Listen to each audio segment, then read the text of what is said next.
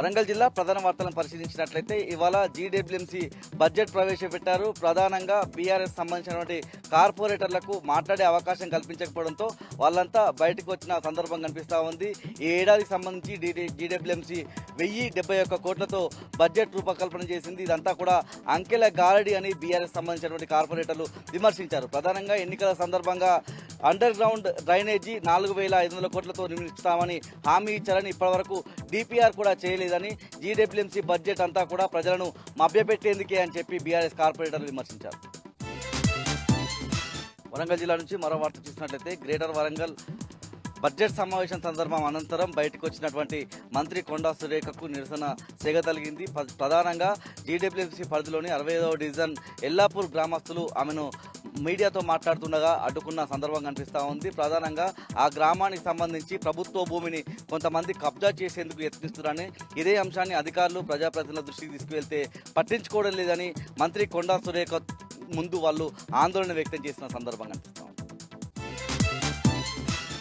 జనగామ జిల్లా ప్రధాన వార్తలను పరిశీలించినట్లయితే ఎండిపోతున్న పంటలకు ఎకరాకు 25,000 రూపాయలు చెల్లించాలని డిమాండ్ చేస్తూ దేవరూపల మండల కేంద్రంలో రైతు నిరసన దీక్షకు దిగిన సందర్భం కనిపిస్తా ఉంది. ఈ కార్యక్రమంలో మాజీ మంత్రి ఎర్రబెల్లి దయాకర్రావు పాల్గొని కాంగ్రెస్ ప్రభుత్వ తీరు పట్ల ఆయన విమర్శలు గుప్పించిన సందర్భం కనిపిస్తూ ఉంది. కాంగ్రెస్ ప్రభుత్వ అసమర్థత వల్లే రాష్ట్రంలో నీళ్లుండి పంటలు ఎండిపోతున్నాయని చెప్పి ఆయన విమర్శించిన పరిస్థితి కనిపిస్తూ ఉంది. దాంతోపాటు ఒకవేళ ఎండిపోయిన పంటలకు 25,000 రూపాయల నష్టపరిహారం ఇవ్వకపోతే పాలకుర్తి నియోజకవర్గ కేంద్రంలో భారీ బహిరంగ సభ నిర్వహిస్తామని ఈ సందర్భంగా ఆయన హెచ్చరించారు. దాంతోపాటు రేపు అసెంబ్లీకి వెళ్లి మంత్రులు బట్టి విక్రమార్క, ఉత్తమ్ కుమార్ రెడ్డిని కలిసి నియోజకవర్గ సమస్యలను వెల్లడిస్తానని ఈ సందర్భంగా ఆయన చెప్పారు. అనంతరం ఏదైతే దీక్షా స్థలం ఉందో అక్కడి నుంచి ఎంఆర్ఓ ఆఫీస్ వరకు 1 కిలోమీటర్ మేర నడుచుకుంటూ వెళ్ళినటువంటి ఎర్రబెల్లి దయాకర్రావు ఎంఆర్ఓకు మెమోరాండం రూపంలో రైతులకు 25,000 రూపాయల నష్టపరిహారం అందించాలన్నటువంటి మెమోరాండం అందజేశారు. ఆ తర్వాత వ్యవసాయ క్షేత్రాలు, ఎండిపోయిన వ్యవసాయ క్షేత్రాల్లోకి వెళ్ళి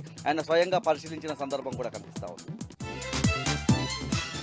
మహబూబాబాద్ జిల్లా ప్రధాన వార్తలను పరిశీలించినట్లయితే తొర్రూరు మండలం అమ్మాపురం గ్రామంలోని ప్రభుత్వ పాఠశాలలో మధ్యాహ్న భోజనానికి సంబంధించిన వంట సామాగ్రి పంపిణీ చేసేందుకు వచ్చిన ఎమ్మెల్యే యశస్విని రెడ్డికి నిరసన సెగ తగిలింది.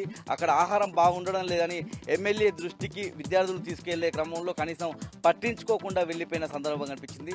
అంతకుముందు ఎమ్మెల్యే యశస్విని రెడ్డి పాఠశాలకు వస్తుందని విద్యార్థులతో కుర్చీలు మోయించినటువంటి ఉపాధ్యాయుల మీద అక్కడ ఉన్నటువంటి విద్యార్థుల తల్లిదండ్రులు ఆగ్రహం వ్యక్తం చేస్తున్నారు.